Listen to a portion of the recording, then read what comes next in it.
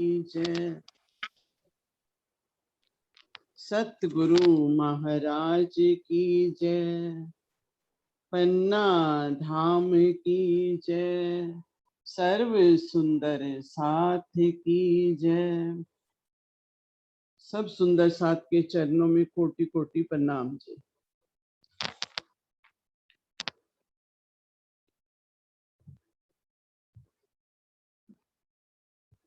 प्रकरण 3 परिक्रमा ग्रंथ चौपाई 44।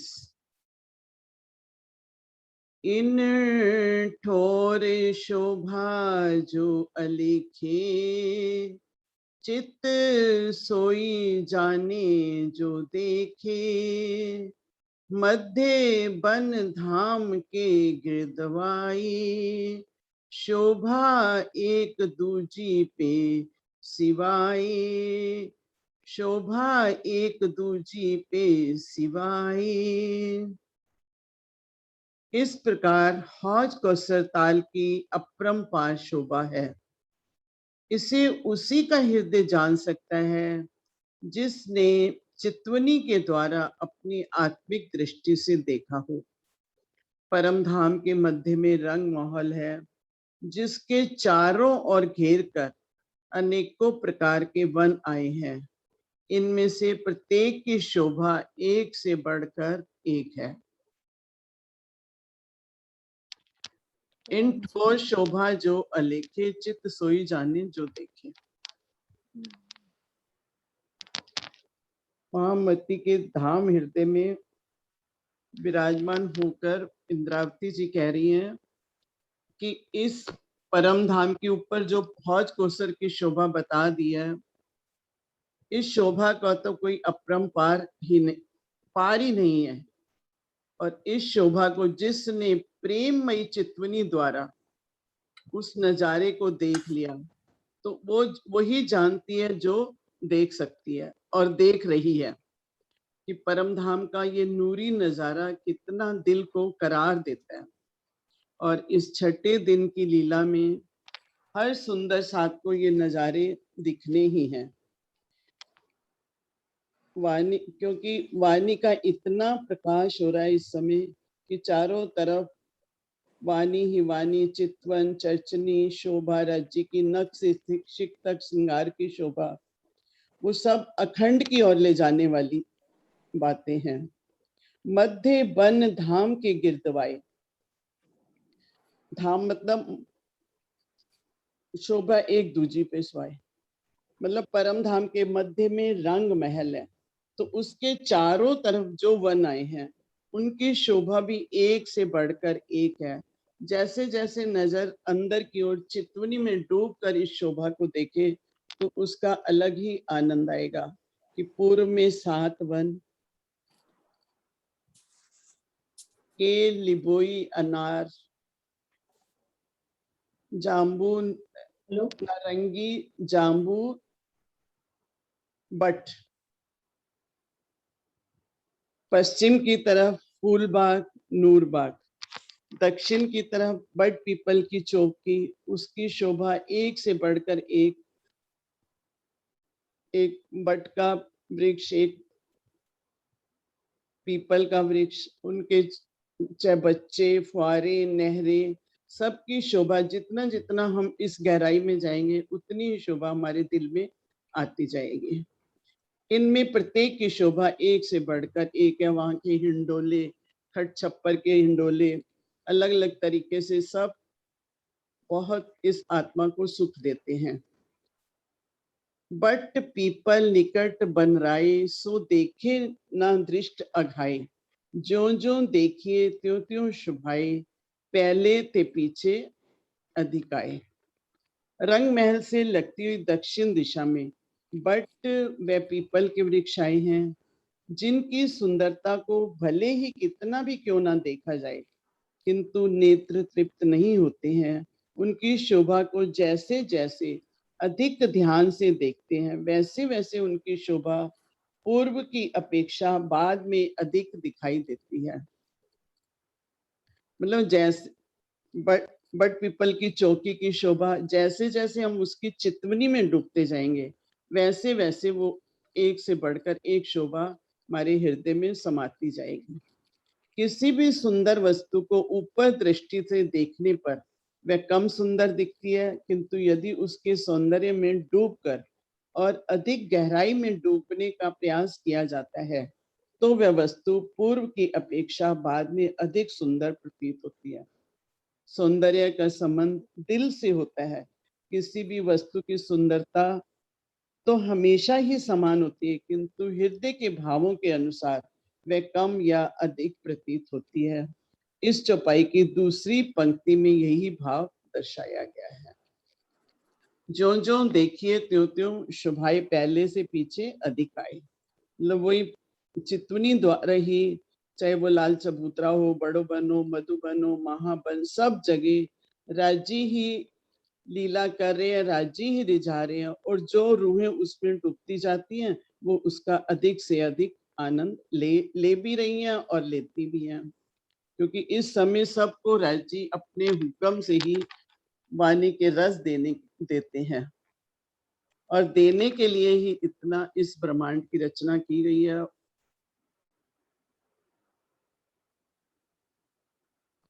किंतु हृदय के भावों के अनुसार वह कम या अधिक प्रतीत होती है। ये चौपाई की दूसरी पंक्ति में भाव दर्शाया गया। हाँ जी, स्थिति। हाँ जी, हाँ जी। आप ना आज सुंदर साहब ना काफी नए जुड़े हुए हैं ना यहाँ पे, पहली बार आप बस प्रकरण और चौपाई जरा प्लीज सबको बता दो ना, सब खोल लेंगे अपना। हाँ, परिक्रमा प्रकरण तीसरा, चौपाई 46 चौपाई। हाँ जी, हाँ जी। पिंका पटेल जी क्या कह रही हैं, एक बार सरोज दीदी पूछना। वो ये पूछ रही होंगी दीदी। हाँ जी, हाँ जी, हाँ जी प्रियंका, अब वो नक्शा खोलो। कौन से हमारे घेर कर वनों की बात कही है, हमारे पूर्व में कौन से वन आए, दक्षिण में कौन से वन हैं, पश्चिम में कौन से वनों की बात करी है, और उत्तर में कौन से वन आए हैं, घेर कर वनों की बात। सुंदर साथ बोलेंगे, कोई भी रीजन कर सकते हैं कि हमारे जो घेर कर वनों की बात करी है। जो पहले वाला नक्शा है ना, वो खोल दो, गोल वाला था ना एक, जिसमें सारे वनों की, हाँ ये वाला। सुंदर साथ जी, हम हर दिशा में वनों की बात करी है घेर की। पहले रांची महाराज ने कुंज निकुंज का वर्णन किया, हौज कोसर का, फिर घेर कर वनों की बात, और फिर बट पीपल की बात। तो सुंदर साथ बताएंगे। सरोज जी देखना किसने रेट करा है घेर कर वनों की बात। हाँ जी दीदी, दीपिका नामची दीदी। देखिए, बड़े वन के वृक्ष जो पाल पर आए हैं वह सारी दिशाओं में घेर कर आए हैं। पहले जमुना जी के साथ लगती जलरोंस, उनके साथ लगती पाल पर 5 बड़े वन के वृक्षों की हारें आई हैं, जो घूमती हुई दक्षिण दिशा में हमारी बट पीपल की चौकी के साथ लगती हुई 5 हारें घूमी है। और वहां से पीछे पश्चिम की ओर फूल पार्क, नूर पार्क के आगे अन्य वन के बीच में से होते हुए उत्तर दिशा में लाल चबूतरे तक आगे घूम गए हैं। चारों तरफ परिक्रमा हुई है बड़े वन के वृक्षों की। 5 हारें, 5 घूम। दीपिका, मतलब सारे वनों की बात करिए ना, रंग महल को घेर कर आगे 7 वन आ गए, जैसे सुदेश दीदी ने बताया। और फिर बट पीपल की चौकी भी तो एक वन, सारा डालियां रंग महल के ऊपर घेर हुई। परिक्रमा रोज पर सब छज्जे और फूल बाग, नूर बाग, वो भी रंग महल को जो घेर के सब फूल, 2 भोम तीसरी चांदनी, फूल बाग की, केल, लिपोई, अनार, अमृत, जाम्बू, नारंगी, इनकी 2 भोम तीसरी चांदनी, और खेल पुल और इधर बटके घाट, इनकी बटके वन में से निकलती हुई 5 बड़े वन के वृक्ष, उनके 5 भूमि। फिर आगे नारंगी वन के साथ लगते हुए बट पीपल की चौकी, और बट पीपल की चौकी के साथ लगते हुए बड़े वन के वृक्ष। तो दीदी ऐसे फिर आगे कुंज निकुंज आ जाएगा। और पीछे फूल बाग, नूर बाग, अनवन, रूप तुलीचा। उत्तर में आए बड़ो वन, मधुवन, महावन, सारे ऐसे ही आगे। और फिर पूर्व ताड़वन। में आ जाएंगे हाँ जी ताड़वन। ताड़वन घेर के सारी परिक्रमा वनों की बात। और सबके आपस में मिलान हुए हुए हैं। जो जो जितनी जितनी भूम है उतनी उतनी भूम से सब मिले हुए हैं। प्रणाम जी। बट पीपल की चौकी का वर्णन है सुनीता दीदी। और कोई सुंदर साथ बट पीपल की चौकी का। हाँ श्रीपल जी आप करो। मैं आप चेंज करूँ आंटी जी? हाँ कर लो, आप चेंज कर दो। शेयर हो रहा है बट पीपल? नहीं अभी नहीं हुआ। हाँ अब होंगे।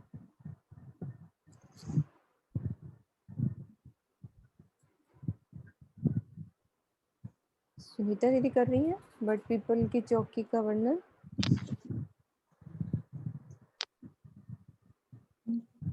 मैं खोल देती हूँ। रेज हैंड कोई भी कर सकते हैं ना सुंदर साथ जी। बट पीपल का वर्णन आ गया है। किरण दीदी को भी ना वो दे देना, किरण दीदी को भी को होस्ट दे देना। ठीक है। हाँ जी सुनीता जी। प्रणाम जी सुंदर साथ जी। प्रणाम जी। ये सारे अभी जो वनों का वर्णन हुआ है कि रंग महल परम धाम के मध्य में आया है और उसके चारों तरफ, चारों दिशाओं में पूरब पश्चिम उत्तर दक्षिण जितने भी वन आए हैं उन सब की शोभा के बारे में अभी बताया जा रहा था कि किस तरह से पूरब में 7 वन और दक्षिण में बट पीपल की चौकी और बड़ो वन के वृक्ष जिनकी पांच वृक्ष हैं जिनकी 5 भूम छठी चांदनी घूम कर गए हैं पीछे पश्चिम में और अनुवन से निकले हैं और फूल बाग और नूर बाग और उत्तर दिशा में क्या कहते हैं बड़ो वन के वृक्ष 41 के 41 हारे जो 9 भूम 10वीं आकाशी से मिली हैं और क्या कहते हैं ताड़वन के वृक्ष उन दोनों की चांदनी एक है। तो इस तरह से चारों तरफ से जो वन घेर कर आए हैं, क्या कहते हैं झरोकों से मिलान किया है, पहली भूम में दूसरी भूम में छज्जों से मिलान किया है।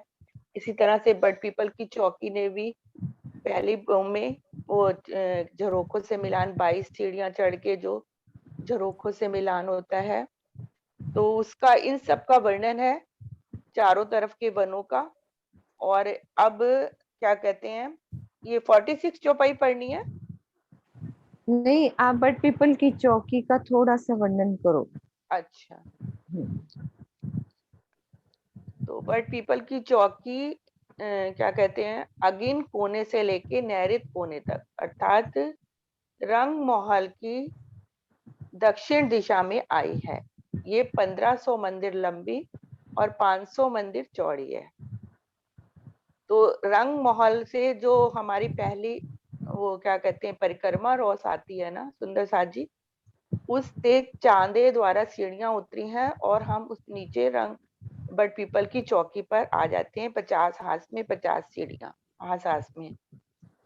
तो इस तरह से 1500 मंदिर लंबी और 500 मंदिर चौड़ी, तो एक चौक बनता है वो 100 मंदिर का लंबा चौड़ा। तो इस तरह से 1500 मंदिर को मल्टीप्लाई बाय 5 तो 75 चौक बन जाते हैं ऐसे हमारे बट पीपल की चौकी के, जिसमें हर एक चौक में वट का और एक चौक में पीपल का वृक्ष आया है, जिसकी चारों दिशा में इसकी 4 भूम 5वीं चांदनी आई है और नीचे की जो इसकी भूम है उसकी चारों दिशा में क्या कहते हैं नहरें आई हैं कमर भर ऊंची, और जिसमें मध्य में बिल्कुल मध्य में क्या कहते हैं कमर भर ऊंचा चबूतरा आया है बिल्कुल मध्य में, जिसके चारों दिशाओं से सीढ़ियां उतरी हैं और बीच में चारों दिशाओं से सीढ़ियां उतरी और बाकी जगह पे नगन जड़ित कठेड़ा आया है और मध्य में वो पेड़ का तना चाहे एक वट का और एक वृक्ष का, वो ऊपर सीधा गया है और उसके बाद उसने डालियां निकाली हैं। पूरा एग्जैक्ट मुझे हाथ का नहीं पता कोई कि बात इसने नहीं, हाथ। नहीं नहीं वो नहीं हाँ, दीदी, यहाँ तो शोभा का वर्णन हो रहा है ना, हाँ अपन जी, परिक्रमा ग्रंथ में खाली लीला थोड़ी सी होगी, शोभा होगी कि बना हाँ क्या जी, है, तो उस हिसाब से वर्णन करते जाएंगे। हाँ। तो वो वट का वृक्ष और एक पीपल का वृक्ष, और इसकी चारों दिशाओं में और चारों कोनों से सीढ़ियां उतरी हैं नीचे जाने के लिए।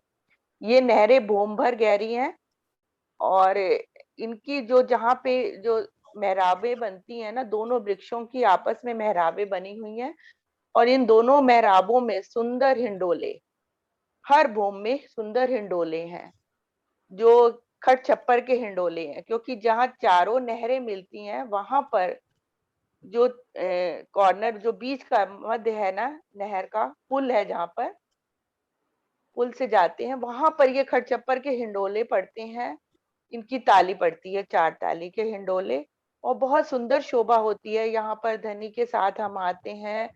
यहाँ पर हम क्या कहते हैं, कृष्ण पक्ष की तृतीया को आते हैं बट पीपल की चौकी पर और कुंज निकुंज वन में, और एक पहर रहते हैं, अर्थात 3 से 6 बजे। और यहाँ पर ही हम क्या कहते हैं, सुंदर साथ जी बहुत सारी लीलाएं करते हैं पिया जी के साथ। और ये जो नहरें आई हैं ना, ये सिर्फ नीचे नीचे वाली भूमि में आई हैं और ऊपर की भूमों में नहरें नहीं आई हैं। वहां सिर्फ क्या कहते हैं, हिंडोलों की शोभा है और वृक्षों की मेहराबों में इस तरह से सुंदर झूले पड़ते गए हैं। और जो कॉर्नर के चारों जो क्या कहते हैं वृक्ष हैं, 4 कोनों के, वो 5वीं भूमि में जाकर ऊपर चांदनी में चहबच्चे का रूप ले लेते हैं और उसके ऊपर से बहुत सुंदर 5-5 फव्वारे निकलते हैं और चांदनी पर भी बहुत सुंदर गिलम बिछी हुई है। वहां भी पशु पक्षी आकर प्रिया जी का गुणगान करते हैं। सारी सखियां एक साथ मिल बैठकर पिया जी से मीठी मीठी बातें करती हैं, कई रामते करती हैं। और इसके साथ ही जो बड़ों बन के वृक्ष हैं, जिनकी 5 भूम छठी चांदनी आई है, तो वो भी क्या कहते हैं, एक भूम और ऊपर गए हैं, तो वो भी आपस में मिलान कर लेते हैं। वहां पे भी हिंडोले हैं, सखियों का मन होता है तो वहां जाकर वो झूला झूल लेती हैं। और इसके रंगमहल की तरफ 22 सीढ़ियां हाथ बढ़कर, जो ये पहला एक छज्जा डलेगा वो झरोकों से जाके मिलान करेंगे, और जो दूसरी भूम का है वो जाके क्या कहते हैं, छज्जों से जाकर मिलान करते हैं। तो इस तरह से सुंदर शोभा है बट पीपल की चौकी की। हाँ जी, प्रणाम जी। प्रणाम जी।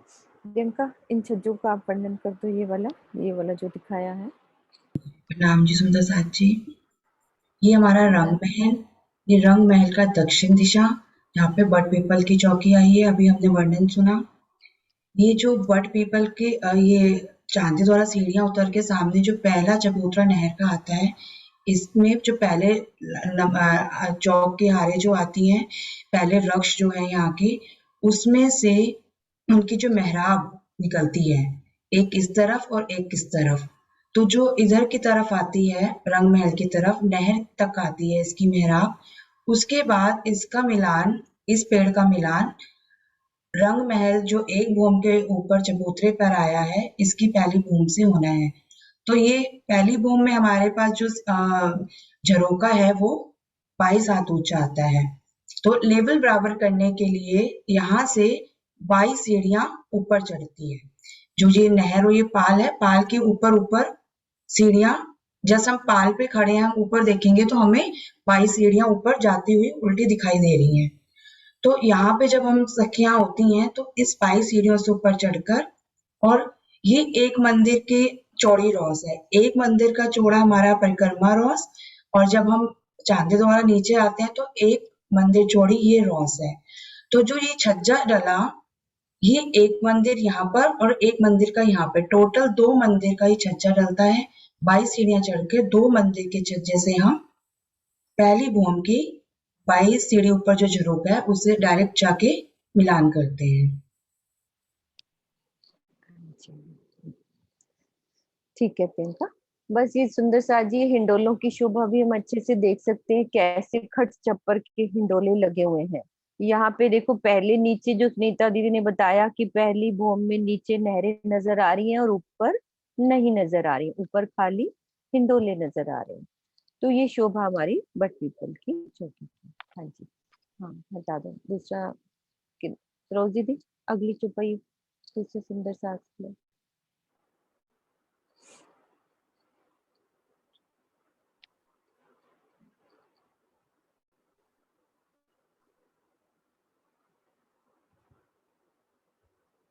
आपकी आवाज नहीं आ रही, आप हाँ जी, अनम्यूट करो। बबीता जी हाँ जी। अग्रवाल। हाँ जी, वर्ण्यो न जाए या मुख, चित्त में लिए होत है सुख। नहीं, कौन सा? 46 ये 46 अच्छा, चौपाई हाँ हाँ जी, हाँ फिरते जी, वन, गलत। फिरते वन, हाँ जी। कोई बात नहीं। फिरते वन धाम विराजे, ऊपर आए रहा लग छाजे। चारों तरफों फूले फूल वन, कई रंग शोभा अति घन। रंग भवन के चारों ओर वन उपवन शोभायमान है। उनके वृक्षों की शाखाएं रंग भवन की प्रत्येक भूमिका के छज्जों तक फैली हुई है। वन में चारों ओर फूल खिले हुए हैं। उनके विविध रंगों की शोभा अद्वितीय है। प्रणाम जी। दीदी, मेरे को इतनी शरारत नहीं करना कोई आता। बात नहीं, नहीं कोई बात नहीं, कोई बात नहीं, अच्छा कोई बात नहीं। हाँ जी नरेश जी, आप इसका वर्णन करो, कहाँ का वर्णन आया।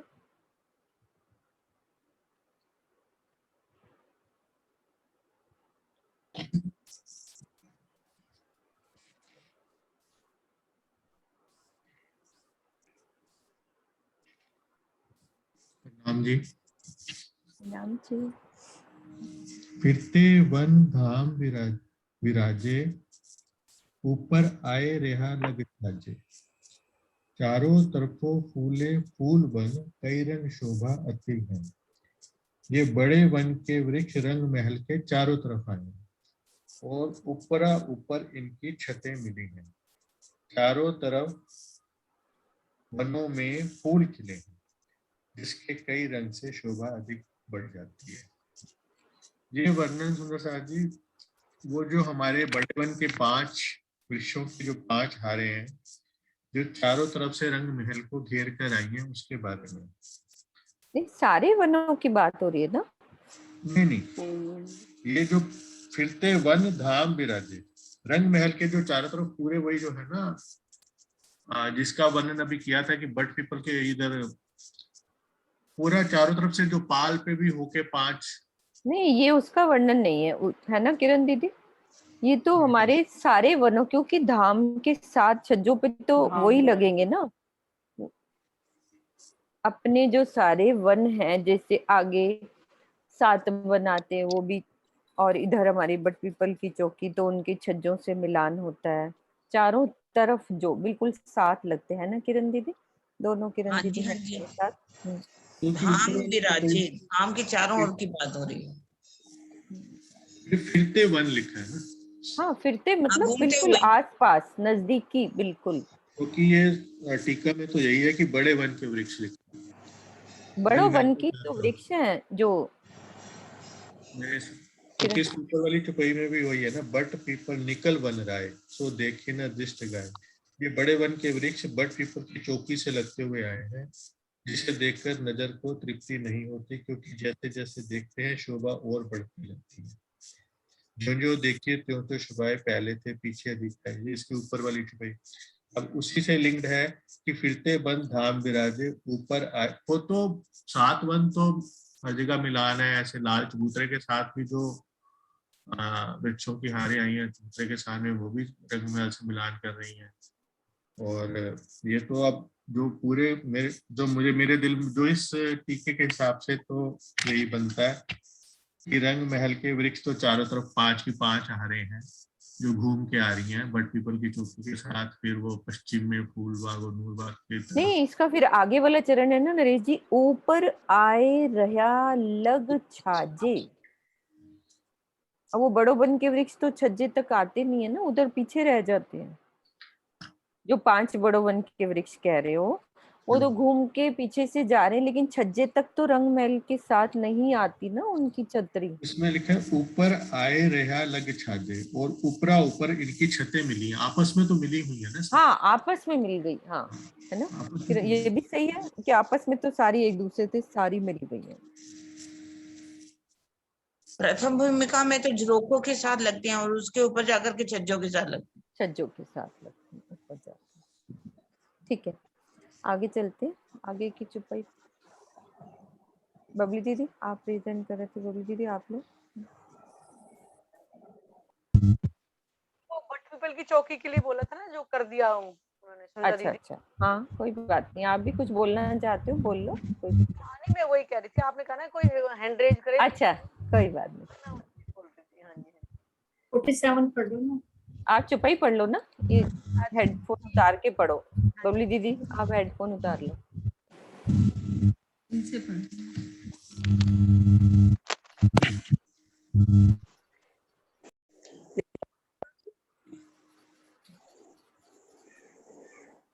पढ़ो, आवाज आ रही है ना? अब आ रही है।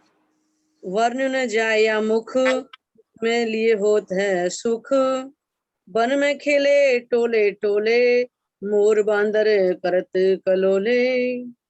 इस शोभा का वर्णन इस मुख से संभव नहीं है, इसका चितवन करने से अधिक सुख मिलता है। इन वनों में पशु पक्षी टोली टोली में खेलते हैं, मोर और बंदर किलोल करते हैं। ये दीदी वनों का सारे जो चारों तरफ जो धाम को घेर करके आए हैं, क्योंकि सारे वनों में पशु पक्षी खेल करते हैं, तो उसका वर्णन होना है कि मोर पपिया जो कुहू को करते हैं। जैसे हम लोग वनों में जाते हैं, ऊपर से बादल भी बरसते हैं, तो वहां के कोयल है वो पपिया पपिया करके जो बोलती है। तो ये सारे वनों की शोभा के लिए बोल रहे हैं कि जो हम वनों में जाते हैं तो कैसे सारे पशु पक्षी अपनी अपनी भाषा में बोल करके ध्वनि को रिझाते हैं। उसका वर्णन जाए कि वर्णन जाए मुख कि उस शोभा का वर्णन इस मुख से किया नहीं जा सकता है। चित्त में लिए जब इसको हम अपने धाम हृदय में बैठ करके ध्यान से सुनते हैं, तो हमें इतना सुख मिलता है कि वहां के जो पशु पक्षी है वो भी ध्वनि को कैसे पिया पिया तुई तुई करके रिझाते हैं। वन में खेले टोले थे और वनों में वो एक एक समूह में खेल करके ध्वनि को रिझाते हैं। मोर बांदर करके, यानी मोर है बांदर, यानी कि अनेक पशु पक्षी जो है वहां पे सब ध्वनि को पिया पिया तुई तुई करके रिझाते रहते हैं। प्रणाम जी। हम सब सुंदर साथ ने कोई ना कोई लीला वाणी में पढ़ी होगी, बंदर की और मोर की और भी पक्षियों की जो टोले टोले करते हैं, सब एक एक वर्णन करेंगे। हमने चाहे रसानंद सागर है, जुगलदास महाराज जी, लालदास जी महाराज जी की क्या क्या लीला करते हैं, बंदर और मोर क्या लीला करता है, तो हमें आनंद आएगा उस सब लीलाओं को समझ के। ये खाली चौपाई नहीं पढ़नी, हमने उसका आनंद लेना है कि क्या क्या लीला हमने पढ़ी है अपने स्वरूप साहब में, क्या क्या लीला करते हैं। अब मोर की क्या लीला होती है, सुंदर साथ प्रेजेंट करेंगे कि कोई भी लीला का वर्णन कि कैसे लीला, कौन से पक्ष में एक स्पेशल लीला, जैसे हमने लाल चबूतरे के सामने पशु पक्षियों की क्या लीला होती है, वो लीला झुंड में क्या लीला करते हैं, कैसे रिझाते हैं, सब थोड़ा थोड़ा सा वर्णन करेंगे कैसे लीला होती है। जिसके दिल में जो आ रहा है कि क्या हमने पढ़ा है, याद आएगी कि वहां पे ये पढ़ा था, सब सोचे।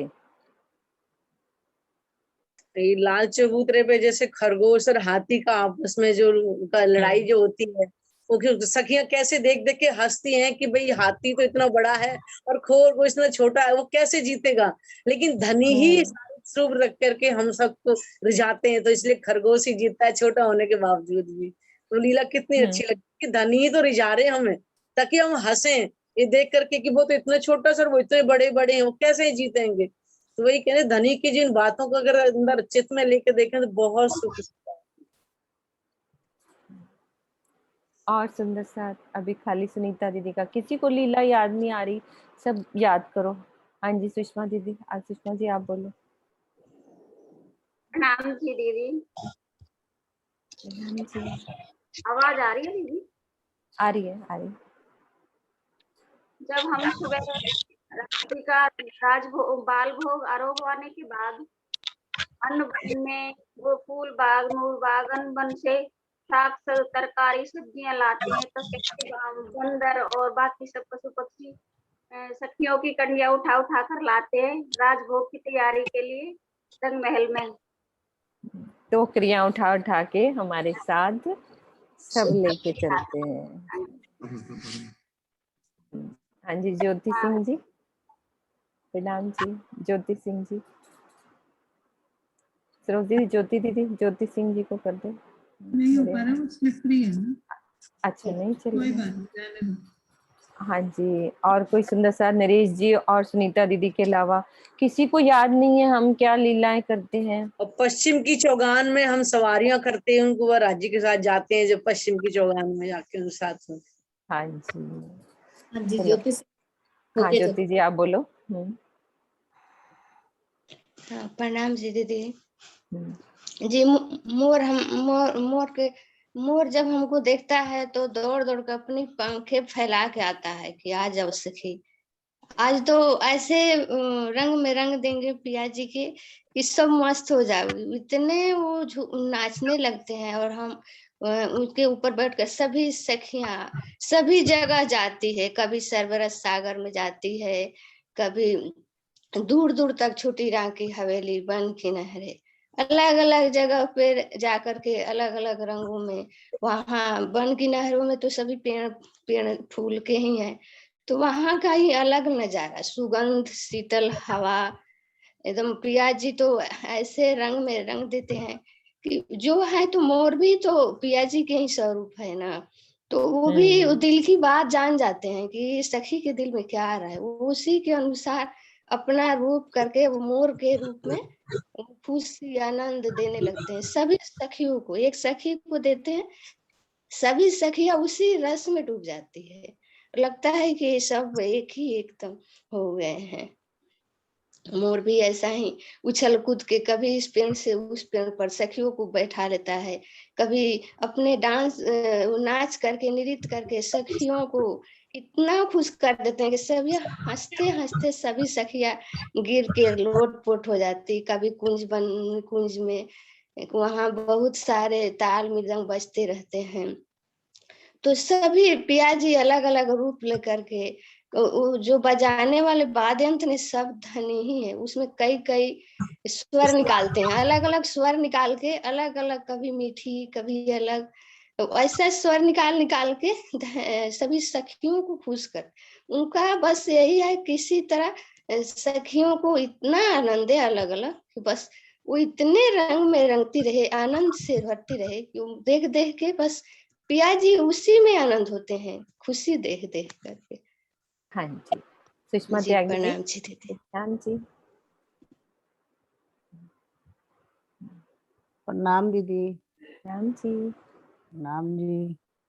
दीदी वो होज कोसर में मछलियों के और जल के उस मगरमच्छ के ऊपर बैठ के सखियां टापू महल में जाती हैं। हाँ कोई बात नहीं, जो भी लीला याद आए। लाल चबूतरे की क्या लीला थी स्पेशल? लाल चबूतरे लाल चबूतरे पे अखाड़े में वो खरगोश की हाथी की जंग होती है और सब बंदर एक गुलाटियां स्पेशल मारते लीला हैं। जिसका वर्णन करा गया है। हाँ जी किरण दीदी आप बताएं। बिल्कुल दीदी वो है ना, जैसे झूलती हैं तो ऐसे मुख ऊपर करके देखते हैं। हाँ जी, हाँ जी, इसका वर्णन आया है। हाँ उठा उठा करके हाँ देख। बोलो, हाँ ढंग से बताओ, अच्छे हाँ से जी। वर्णन करो। लाल चबूतरे के ऊपर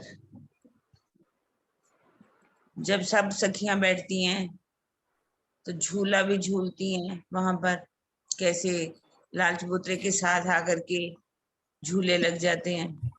और वैसे भी वहां पर जितने बंदर हैं वो खास करके मुंह उठा उठा करके झूला झूलते हुए सखियों को देखते हैं। और ये भी बात आती है कि वो जो बंदर हैं उछल कूद कितनी करते हैं, कभी एक बंदर एक वृक्ष से दूसरे वृक्ष पर, दूसरे वृक्ष से दूसरे, मतलब। और इनका वर्णन बंदरों का और बहुत अच्छा आता है जब सवारी निकलती है तो ढोल नगारे लेकर के आ जाते हैं, तरह तरह से वाद्य यंत्रों से अपनी सवारी के साथ निकलते हैं, तरह तरह के तरह तरह के हाथी, घोड़े, चीते, शेर, पहले छोटा फिर बड़ा, बड़ा बड़ा बड़ा, अलग अलग रंगों की, अलग अलग उनके साथ सेनापति अलग अलग होते हैं, कितनी फौजें जिसका वर्णन ही नहीं कर सकते। जब बड़ी सवारी दीदी, बड़ी आरती बड़े स्वरूप में आता है ना सारा वर्णन, कैसे पूरा उसका शाम वाले में आता है वर्णन। अब आएगा, अभी हाँ जी, आगे वर्णन हाँ करेंगे ना, बिल्कुल, आगे वर्णन आ रहा है। लीला में आएगा, सारा वर्णन आएगा हर चीज का। हाँ जी, दीदी ये भी तो आता है ना, सखियों की तरह श्रृंगार करके भी आते हैं ये पशु पक्षी। अरे बहुत सुंदर सुंदर पर सजे होते हैं उनकी, कई तरह की नक्शकारी का काम है, कैसे ऊपर बैठाने के लिए पूरी गद्दी जैसे लगी होती है, सीटें बनी हुई हैं ताकि अपनी आत्माओं उन पे को बैठने के लिए। पर बिठाएं, राज्य को बिठाएं, श्यामा जी को बिठाएं, बहुत सुंदर श्रृंगार सज करके वो आते हैं, पूनम इतने मदान सुंदर जी, सुंदर आप भी वस्त्र पहन बोलो, के आते हैं। कैमरा ऑन करो।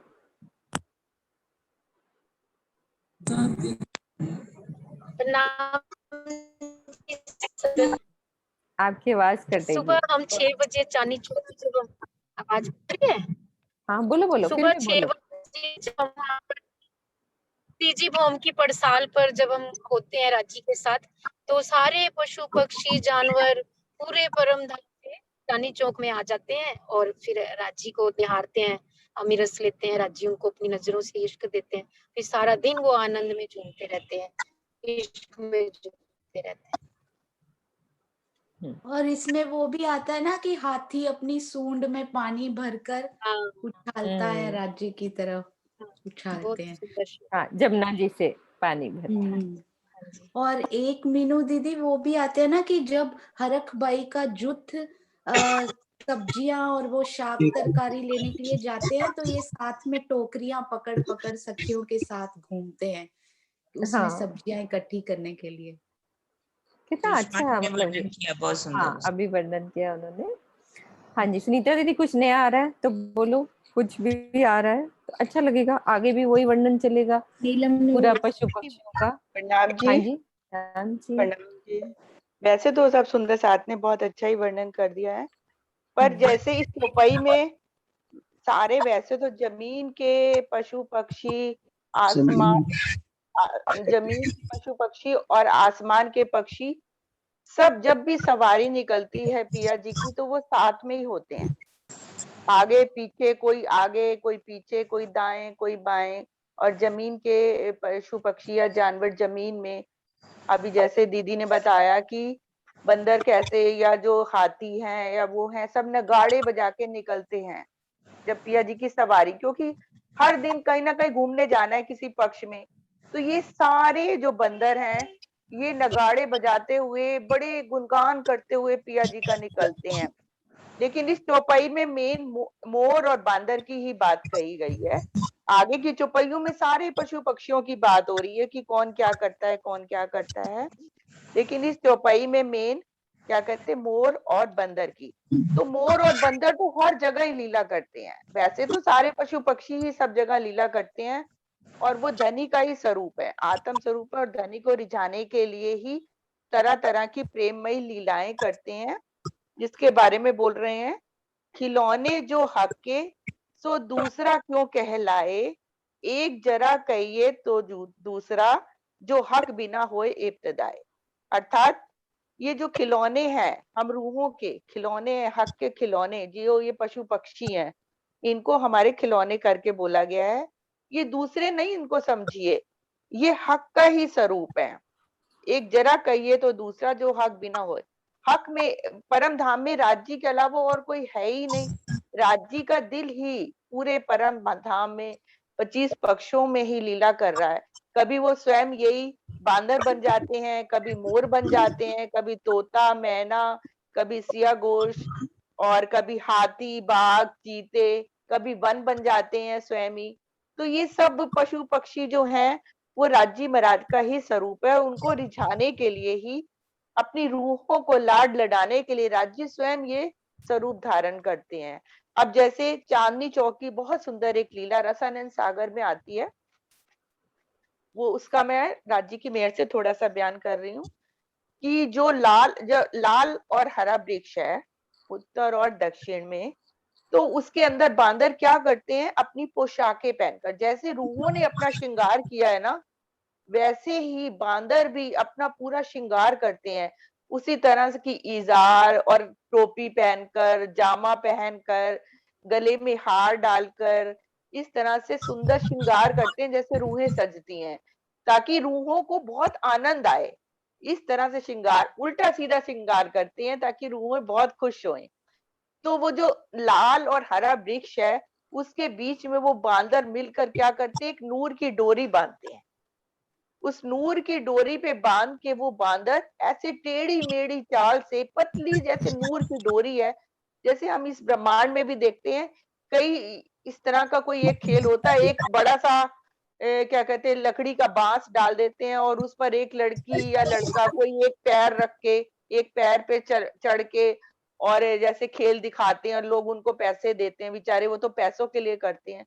लेकिन यहाँ पर धनी स्वयं बांदर का रूप धारण करके रूहों को रिझाने के लिए खेल कर रहे हैं, स्वयं ही बांदर बने हुए हैं। और इस तरह से नूर की जो डोरी उन्होंने लाल वृक्ष से लेके हरे वृक्ष तक बांधी है, और उसमें वो बांदर स्वयं बनकर एक टांग पर खड़े होकर टेढ़ी मेढ़ी चाल से पिया जी को, जब पिया जी तीसरी भोम में खड़े हैं 6 बजे, तीसरी भोम की पड़साल में खड़े हैं श्यामा जी के साथ और रूहों के साथ, और पशु पक्षी का मुजरा ले रहे हैं, उस समय की ये शोभा है।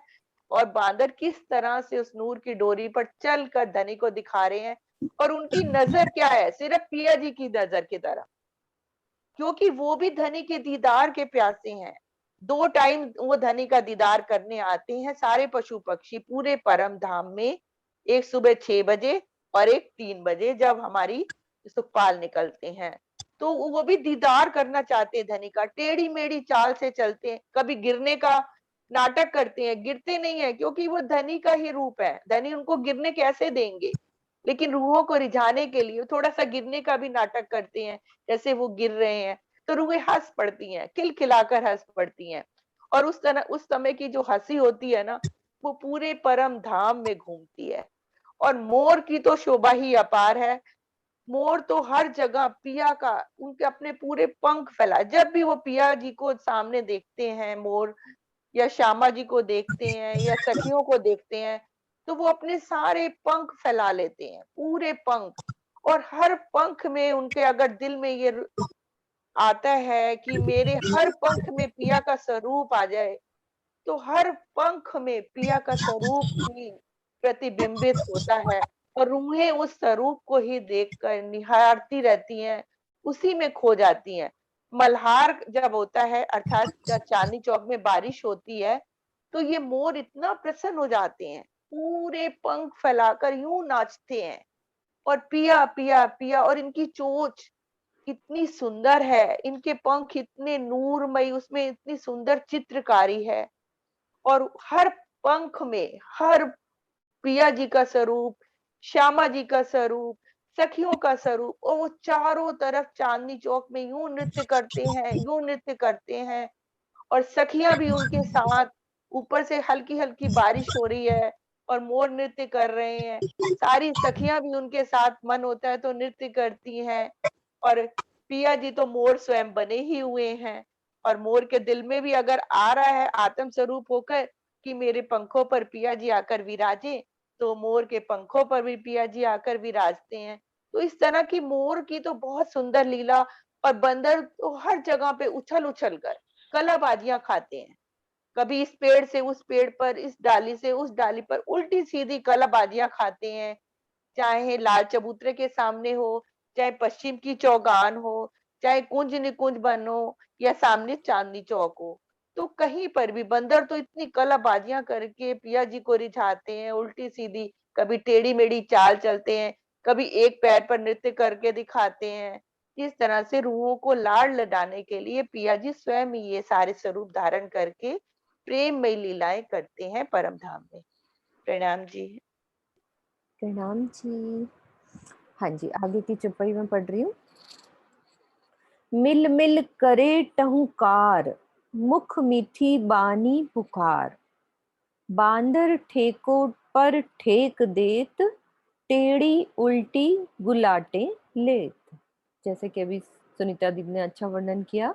मोर आदि पक्षी अपने मुख से अति मीठी वाणी द्वारा प्रीतम को पुकारने जैसी मधुर ध्वनि करते हैं, यानी कि उन अपने मुख से मीठी आवाज में पिया पिया आवाज करते हैं, मतलब वहां सब बोलते हैं। मधु बंदर वृक्षों की डालियों पर उछलते कूदते हैं तथा उल्टी टेढ़ी कई प्रकार की कलाबाजियां खाते हैं, जैसे कि अभी दीदी ने सारा वर्णन किया। मोर आदि पक्षी प्रीतम के प्रति अपने प्रेम को जहां मीठी वाणी के द्वारा प्रकट करते हैं, वहीं बंदर आदि जानवर उछलने कूदने की लीलाओं से धनी को रिझाते हैं। मोर अपनी मीठी आवाज से पिया को रिझाते हैं और बंदर उछलने कूद कर राजी को रिझाते हैं। नेक्स्ट चुपई सोनू पढ़ो आप, तीतर लवा। मैं पढ़ती हूँ या आपके पास है राजी? हाँ है ना, पढ़ो नेक्स्ट चुपई।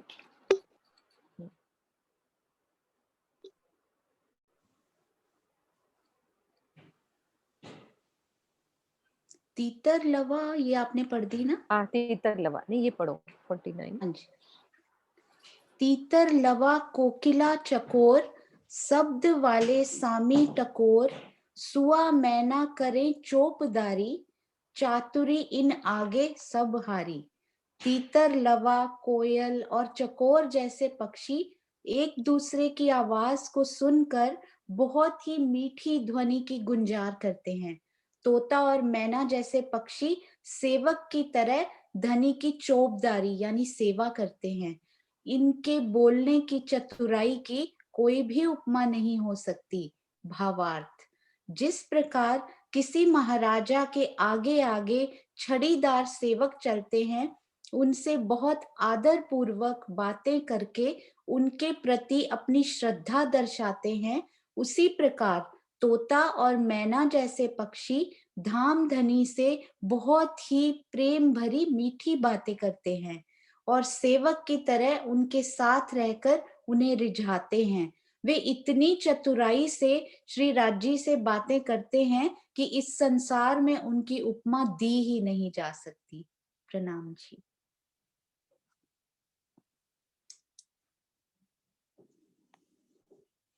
मीनू दीदी आपका म्यूट है, फिर से म्यूट हो गया, फिर से। हाँ जी। कि कैसे सेवक की तरह क्या करते होंगे वो, कैसे राज्य के सेवक, मतलब कैसी लीला दिल में आ रही है कि क्या करते होंगे वो। अपने दिल में भावों से सोचे हम कि कैसे करते होंगे, राज्य क्या चाहते हैं और कैसे सेवक की तरह उनके सामने हाजिर हो जाते होंगे, कैसे मुख से निकाल हैं तो वो भी राजी चौपदारी करते हैं। तो सेवा वहां भी है। हम कहे ना, एक भजन में आता है कि परम धाम में सेवा नहीं मिलनी, तो सेवा वहां भी है। वहां भी सब एक दूसरे की सेवा ही करते हैं, जैसे मुख से निकालते ही सब एक दूसरे की सेवा में हाजिर हो जाते हैं, चाहे वो पशु पक्षी हो चाहे रूहें हो। एक बात मुख से निकाली तो दूसरी हाजिर रहती है, तो वो बात कही गई है। और उतनी चतुराई से बातें करते हैं। चतुराई मीन्स रिझा के कुछ मजाक करना, कुछ ऐसी चतुराई से पशु पक्षी रिझाते हैं कि अब वो भाव कैसे लूं, कैसे बताऊं, दिल में आ रही है कि ये शब्द छोटे पड़ते हैं कि कैसे पशु पक्षी किस चतुराई से राज्य को रिझाते होंगे। बहुत कैसे वो अपने अंग टेढ़े करके टेढ़े या बातें करके, जैसे पन्ना जी में आता है ना, कुछ सुंदर साथ राज्य को कैसे हंसाने के लिए कैसे क्या प्राणनाथ क्या जी को करते थे। रिझाया करते थे। किरण आंटी को पता होगा ये अच्छे से बहुत। हाँ, मतलब कई तरह के भाव आ जाते हैं जिस हिसाब से। एक आगे ना की मीनू चुपाई। दीदी वो पशु हाँ बोलो। पक्षियों की जो आपने एक लीला बोली थी ना, वो जो आपने चर्चनी में बताई थी कि रंग महल के सारी दीवारों पर जो चित्रकारी है, जब भी रूहों का दिल करता है तो वो दीवारों में से निकल कर पशु पक्षी आ जाते हैं और उन पर भी रूहें सवारी करती हैं, तो सवारी वो भी करती बड़ी अच्छी लगती है। बिल्कुल प्रणाम। सवारी करके उसके साथ होते हैं।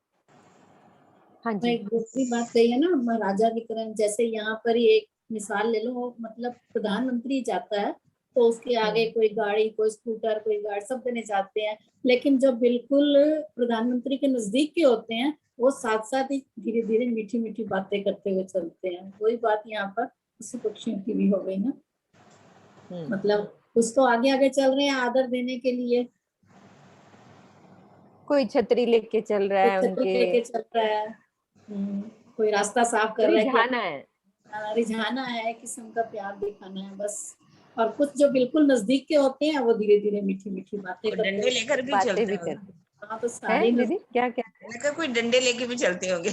नहीं, वहाँ डंडा लेके और कोई डंडा कान में मीठी मीठी बात ही धीरे से अदाओं से बोल लेते हैं मुझे राजी से। याद आया आसाम की, अभी मैं आसाम गई थी ना, तो जब स्वामी जी आ रहे थे तो उन्होंने क्या किया था, बहुत सारी बाइकें ले लेके ना, तो झंडे हाथ में ले लेके बहुत सारी बाइकें आगे आगे रोड पे चल रही थी और पीछे स्वामी जी की गाड़ी थी, तो मुझे एकदम से वो भाव दिमाग में आ गया, सामने आ गया।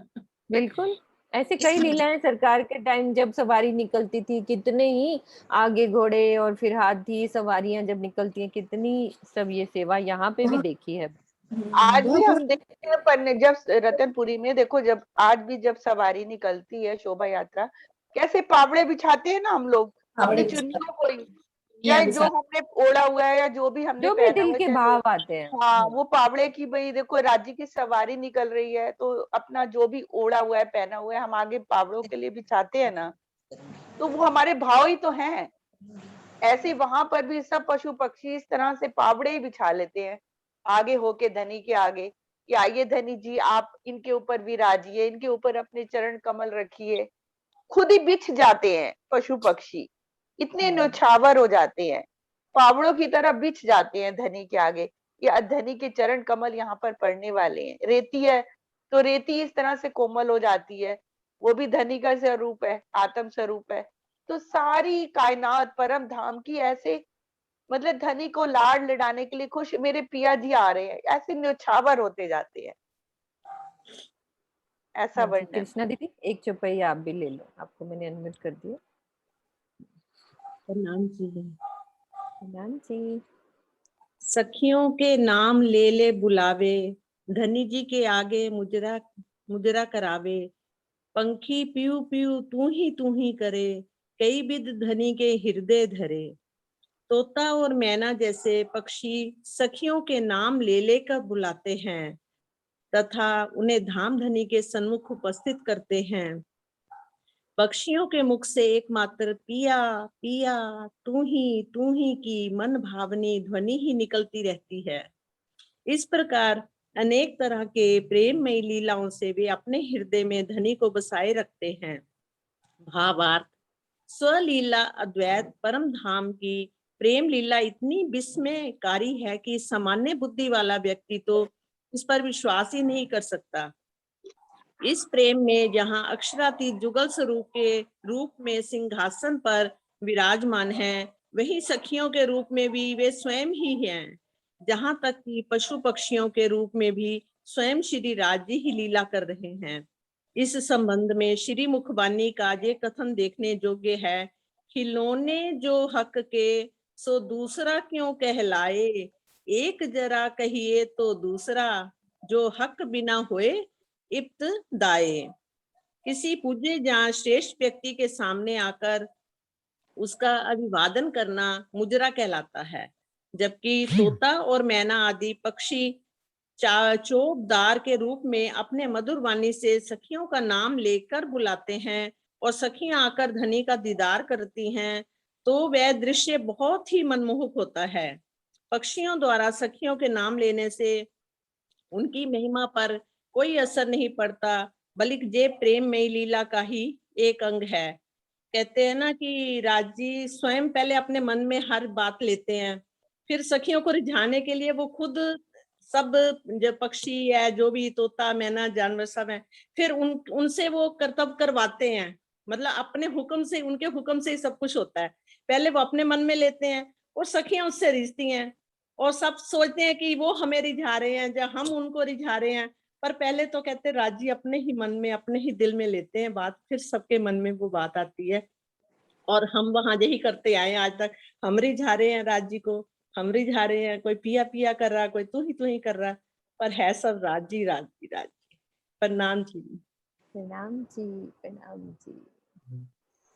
इन्होंने एक बात इस चौपाई में करी कि जो पशु पक्षी है ना, एक एक सखियों को बुलाकर लेकर आते हैं, उनके नाम ले लेकर आकर कि आओ तुम्हें राजी बुला रहे हैं, आओ तुम्हें बुला रहे हैं, आकर आवाज लगा के बुलाते हैं। तो सखियां भी दौड़ी दौड़ी खुशी से आकर राजी के सामने आती हैं। तो इसमें एक अलग ही आनंद, जो एक इस चीज का स्पेशल वर्णन किया है कि वो अलग ही सुख होता है कि जब मान लो आज ही मैं कहूँ सरोज दीदी आपको राजी बुला रहे हैं, तो सुनते ही करंट आ जाएगा ना। यहाँ पर भी कि आपको राजी बुला रहे हैं, आओ ना सेवा करें, आओ ना राजी की बातें करें। तो वही बात कि कैसे उसमें वो आनंद आएगा। ठीक है सुंदर साथ जी, चौपाई दोहराते हैं यही वाली। सुदेश दीदी चौपाई दोहराओ।